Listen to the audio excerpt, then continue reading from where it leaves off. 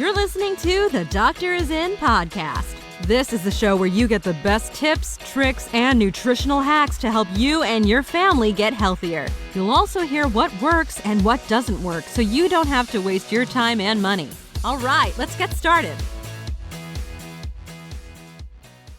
Hello, I'm Dr. Martin Jr., and this is the Doctor Is In podcast, and this is episode 123. On today's episode, I'm going to be talking about 4 hidden signs that most likely indicate that you have leaky gut syndrome. Now, as you can tell, I'm doing this episode on my own. My dad, we sent him away to do some top secret research. Just kidding. He's actually enjoying some vitamin D right now, some well-deserved rest, and he'll be back with me for the next episode. So today, my dad and I, we've been talking quite a bit lately about leaky gut, and the reason for that is we're actually creating a program specifically to help with leaky gut. So we've been doing a lot of talking, a lot of research, and going over a lot of notes that we've compiled over the years so that we could put together a pretty cool program. And one of the things that surprise a lot of people when we talk about leaky gut, and I'll talk about what leaky gut is in a second, just in case you're new to us and you haven't heard us talk about this before. But most people do not realize that, leaky gut is not always associated with digestive symptoms.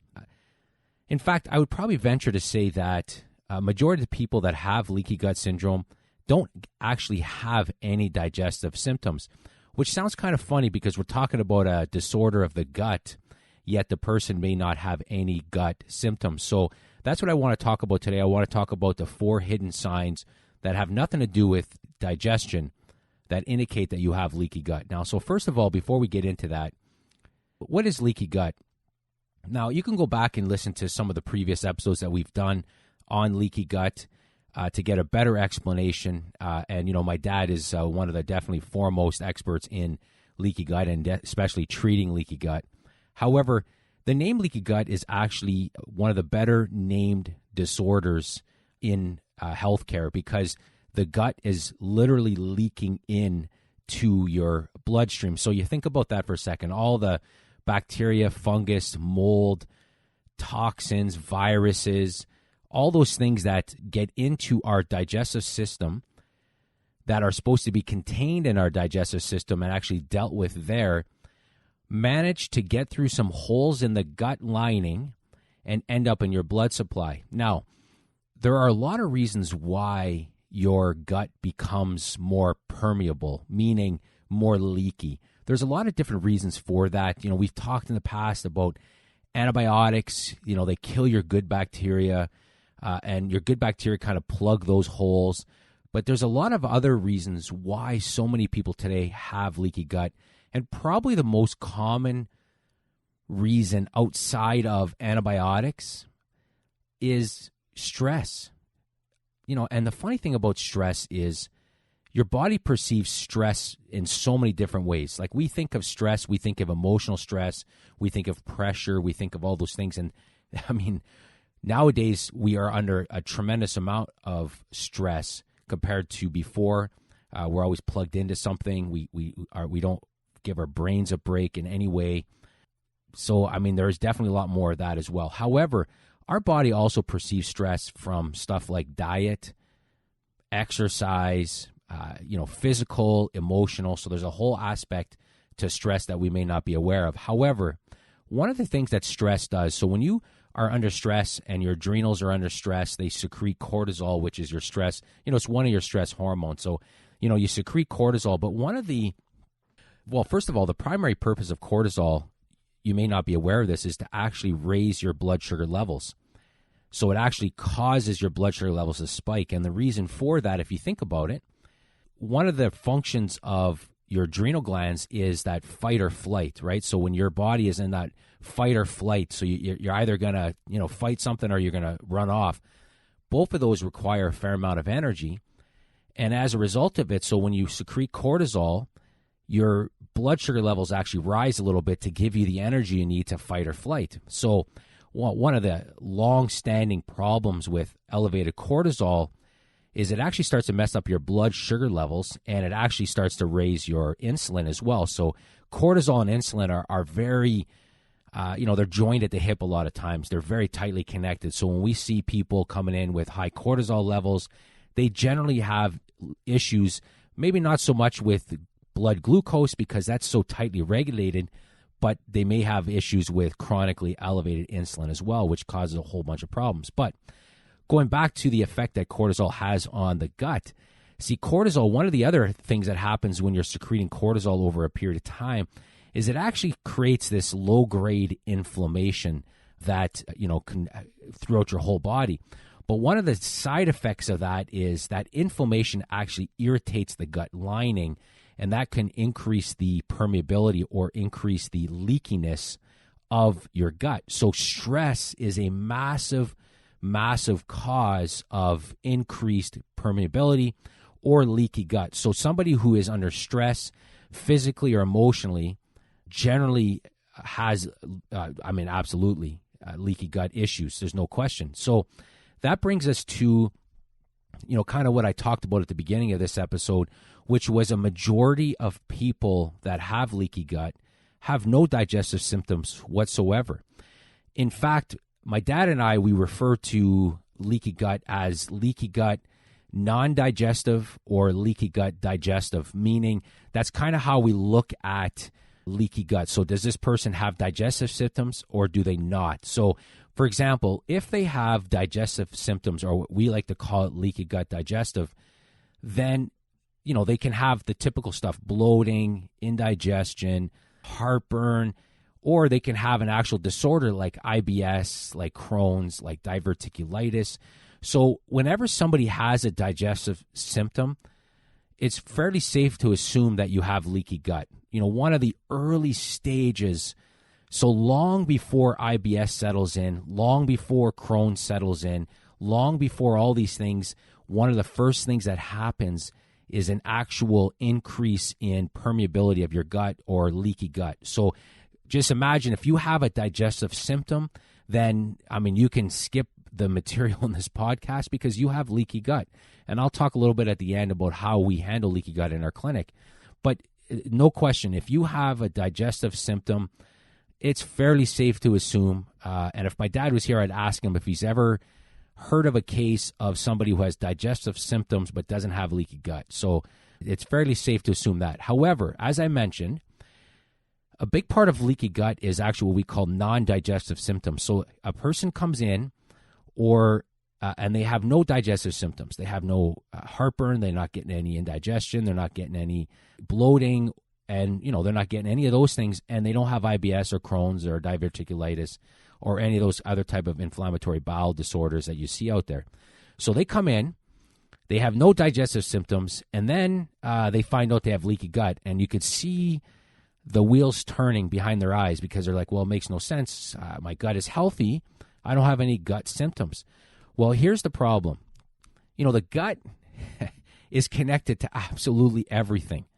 So even though you don't have a digestive symptom, it doesn't mean that there are not other effects of that leaky gut that the person is suffering with. So that's what I want to talk about here are 4 kind of hidden symptoms that people have when they have leaky gut, and these are non-digestive symptoms. So let's go through these quickly here just to give you an idea what we're talking about. So the first thing that strongly indicates leaky gut is skin issues. So if you got, for example, psoriasis, you got eczema, you have hives, or you have any of those other types of things, or even adult acne for that matter. A lot of times adult acne is associated with too much estrogen or estrogen dominance. However, I'll tell you, there are a lot of people that have acne, especially teenagers, adults, that is due to leaky gut. In fact, one of the things that my dad and I talk about a lot, that if you have any kind of skin issue, then you absolutely have leaky gut, because there is a strong connection between the health of the gut and the skin. And it makes sense, right? Because your skin is your largest organ. So it only makes sense that if your largest organ is experiencing some kind of issues, that your gut is to blame for it. So a lot of times it's amazing also when you correct leaky gut, how many times a person's skin clears up.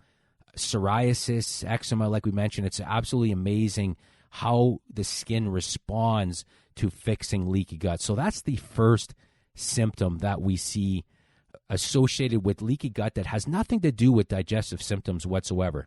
Now, there are a lot of people that have digestive symptoms, for example, like IBS, and they also have a lot of skin issues. Their skin's breaking out, or they got dry skin or eczema and all those kind of things. So they are connected that way, obviously, as well. But if you have a skin issue, then you have leaky gut, no question. And in order to help your skin get better, you can do some topical stuff, and you could take some stuff like DHA and all that's going to help your skin, which will also help your gut, by the way. However, you've got to definitely address the underlying cause, which is leaky gut. So that's one thing. Here's another one that's extremely common in leaky gut, and that's joint pain, arthritis. Now, we've said this before, but there are two main causes of joint pain outside of injury. So, if you have an old injury, you blew your knee out or you hurt your ankle a long time ago, and you have a true wear and tear type of an injury, that's different. I'm not talking about that. I'm talking about the average person who has arthritis and didn't hurt their knees or didn't hurt their elbows or didn't hurt their shoulders. There's a lot that is extremely common. Now, there are two reasons why that is, in our opinion. The first, diabetes of the joint. Now, this is an episode we're going to do upcoming. We strongly believe that one of the symptoms of diabetes, now a person may not be a diabetic, but their joints can be diabetic. Diabetes of the joint is increased wear and tear. The joint almost like breaks down faster because it's diabetic in a sense. So that's one. So insulin is a cause of joint pain for a lot of people. The second reason for joint pain is your gut. There is a strong connection between the health of your gut and the health of your joints. And in fact, in research, they call it the joint-gut axis. There's a connection between the two.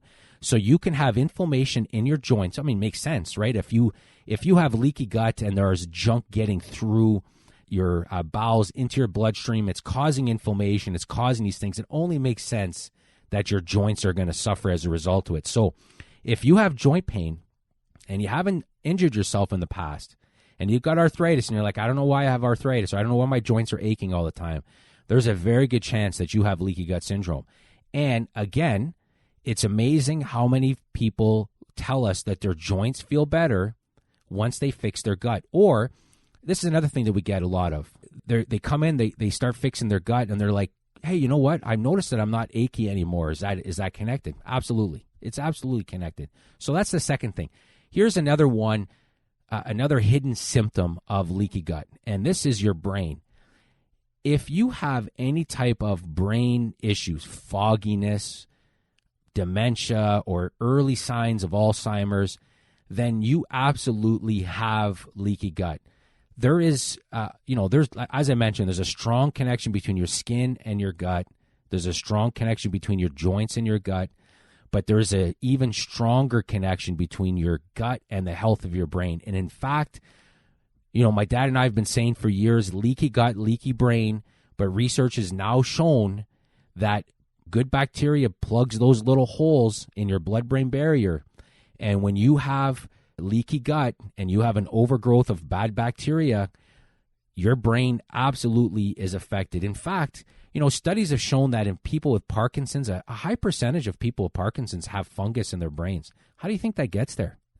That gets there because their gut's not doing its job, and that barrier to the brain is not doing its job because the probiotics, the good bacteria, have been overrun by bad bacteria. So brain is a strong indicator that your gut is off. And so let's flip that over for a second. If you want to age well, in a sense that you want your brain to be protected, then there are two things you have to do. Keep insulin low, because your brain can be diabetic. There's type 3 diabetes, which we call it diabetes of the brain. And there's also leaky brain. So those are the two massive areas of brain protection. If you want to have a healthy brain as you age, make sure you keep your insulin low and make sure also that your gut is healthy. Because if your gut isn't healthy, especially over a long period of time, your brain will pay the price for that. So that's the third one. So we talked about skin. We talked about joint pain. We talked about your brain. Here's the fourth one, and this is a big one for women. It's also men. if you have estrogen dominance. And you may be thinking, how in the world is estrogen dominance connected to your gut? Well, unfortunately, it is. Now, what's interesting is that over the last probably year or so, there's been a lot of research into your microbiome, which is basically the name that's given to your bacterial content in your body, specifically like your probiotics. Now, what's fascinating is that they're actually starting to refer to your microbiome as another organ, because without it, you're dead. You can't live without it. It's just like any other organ pretty much in your body. You need it to survive. So your microbiome plays a massive role in everything from digestion to brain health to skin health to joint health to heart health, but also your hormones. And, you know, it actually affects a lot of your hormones, but I'm going to key in here specifically on estrogen dominance. So if you have estrogen dominance, which, again, so many women do, and so many men do, by the way, as well, it's a very common problem because estrogen dominance is a big issue in men, for example, in prostate issues, swollen prostates. Again, estrogen and insulin are the two biggest reasons why men have prostate issues, by the way. Insulin is a growth hormone, so it only makes sense that somebody who has chronically high levels of insulin is chronically growing different things. And one of the things that's affected for men is their prostate. But also estrogen is a big reason why men suffer with enlarged prostates. So they have an estrogen dominance issue as well. But estrogen dominance, so if you have a problem with estrogen, and that could mean either, you know, not enough progesterone, too much estrogen, or too much estrogen and not enough progesterone, which is a combination of the two. However, what's interesting is that research has found that there's actually a collection of microbes that are capable of metabolizing estrogens. And they actually call those estrobolomes, which sounds like a funny name for that, but that's what they call it. The estrobolome is an actual collection of bacteria or microbes that basically metabolize estrogens. And what they found out is that when you have leaky gut or when you have increased permeability, which is the same thing, it actually affects the estrobolome that you have, and that will have an impact on obesity. So think about it. One of the signs of estrogen dominance is weight gain, fat gain, because estrogen causes you to, in a sense, to store some fat. Also increases cardiovascular disease. So your gut can be tied into heart disease via messed up estrogen metabolism. So you can reverse engineer for some people heart disease all the way back to a change in gut bacteria. It's incredible.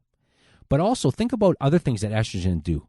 Estrogen also plays a massive role in bone health, which is why a lot of women struggle with osteoporosis. So again, the quality of your bones can be directly related to the health of your gut. So that's why we talk so much about leaky gut, the health of your gut. So those are four things. Let me recap those quickly.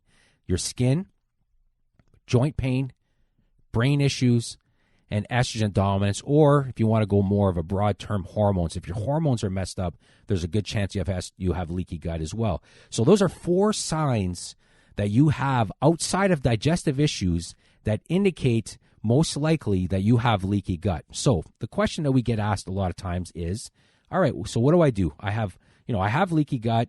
What do I do for that at this point here? Well, in our clinic, we kind of talk about three things that we like to do, which is we call it the 3 R's, and it's not the 3 R's of recycling. We call this, the 3 R's of leaky gut, which is reduce, remove, and rebuild. So first of all, what are we trying to reduce? Well, we're actually trying to reduce two things. One, insulin.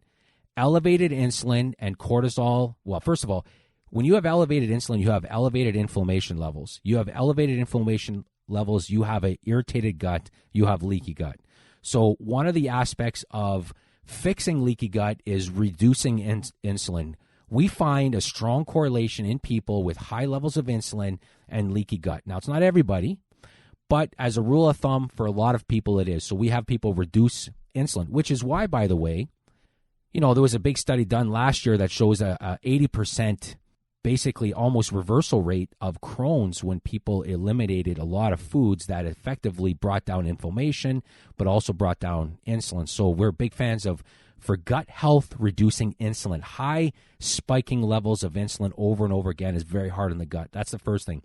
But not only reducing insulin, we also talk about reducing inflammation. So we want to bring down that inflammation, and there are different nutrients that you can take that help with bringing down inflammation. We use stuff like our Navitol, which is a pine bark. Curcumin is fantastic for that. DHA, as I mentioned, is awesome for bringing down inflammation of the gut.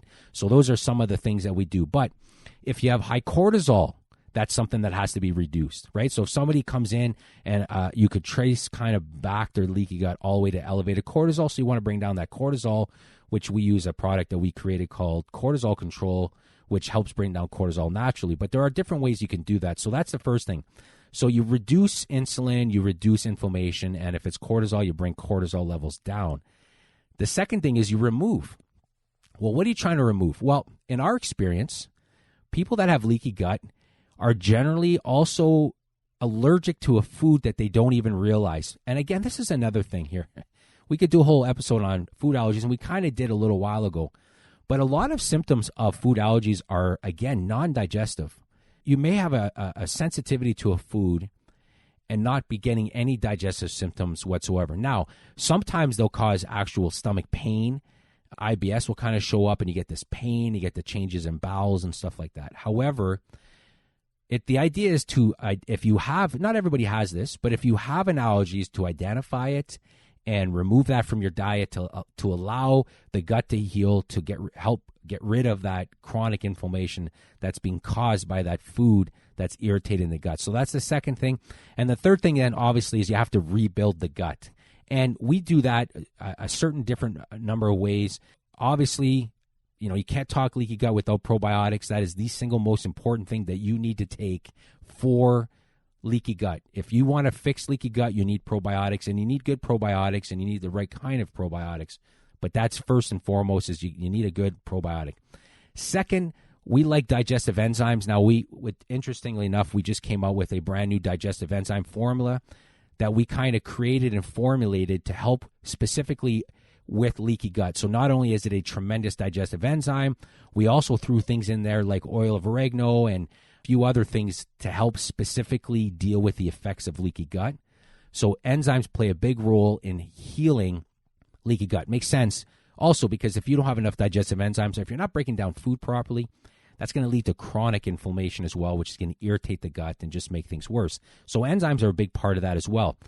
We also like bone broth protein a lot because it has natural stuff in there that helps rebuild the gut.